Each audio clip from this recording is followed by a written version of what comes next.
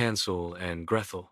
Once upon a time, near a great green forest, there lived a poor woodcutter and his wife, with their two children, a brave little boy named Hansel and his sweet sister Gretel. Times were hard. There was very little to eat, and one night, as the parents lay awake, the stepmother whispered, "We have no more bread.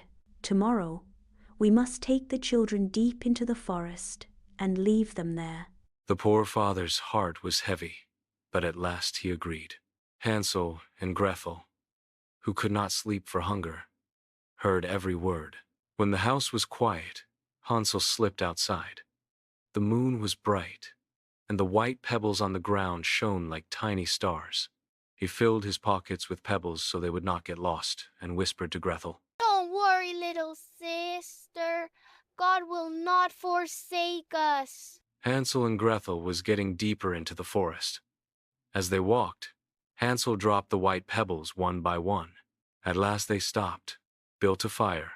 Hansel and Gretel fell fast asleep. When they woke, the moon was high, and the forest was still. They were afraid, and Hansel said, "Follow the pebbles, Gretel. It will take us back home." The pebbles glimmered like silver, showing them the way home. Their father wept with joy to see them, but the stepmother grew angry again. A few days later, the cupboard was empty once more. That night she whispered, "Tomorrow we shall take them into the forest." Hansel tried to gather more pebbles, but the door was locked tight. So he crumbled his bread and dropped crumbs along the path instead. But when the moon rose, the crumbs were gone. The birds had eaten them all. They wandered throughout the forest, hungry and afraid, until they saw a wondrous sight.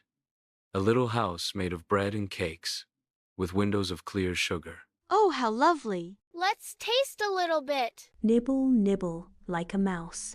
Who is nibbling at my house? Come in, my dears. You must be hungry. Inside, there's milk and pancakes, apples and nuts." But the old woman was really a wicked witch, who trapped children and ate them. The next morning she grabbed Hansel and locked him in a cage. "Fatten your brother up, my dear. Cook for your brother. When he's nice and plump, I'll eat him." Poor Gretel cried and cried, but she had to obey. The witch went to Hansel and said, "Hansel, let me feel your finger." but Hansel held out a little bone, and she could not see well enough to tell. At last the witch grew impatient. "Fat or thin, tomorrow I will eat him.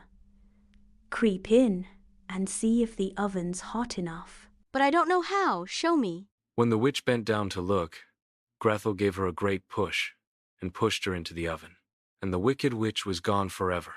Gretel ran to free Hansel. They hugged and danced for joy. "Hansel, we're safe. The witch is dead."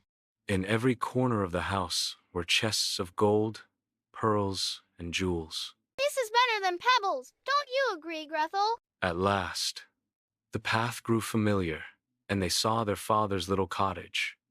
They ran to meet him with tears of joy, for he had not been happy since they were gone. The cruel stepmother had passed away, and now they would never be hungry again. Hansel poured out his jewels, and Gretel her pearls, and the three of them lived happily ever after together. And if they are not happy now, why then they never will be.